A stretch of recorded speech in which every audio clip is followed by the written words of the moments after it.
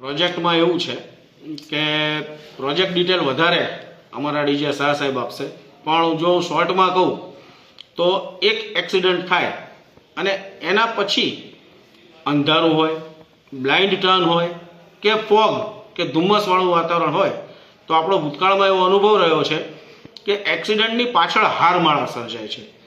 આ હારમાળા કઈ રીતે અટકાવી શકાય તે બાબતનો પ્રોજેક્ટ અમે કર્યો હતો.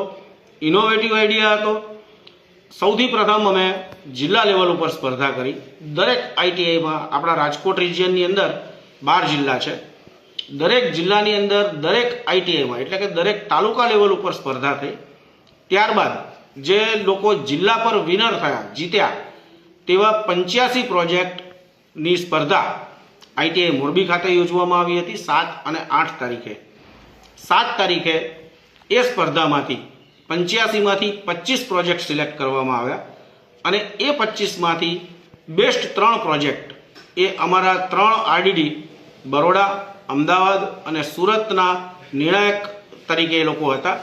અને માનનીય મંત્રીશ્રી, અમારા ડિપાર્ટમેન્ટના મંત્રીશ્રી કુંવરજીભાઈ બાવળિયા પણ એ દિવસે ઉપસ્થિત રહ્યા હતા.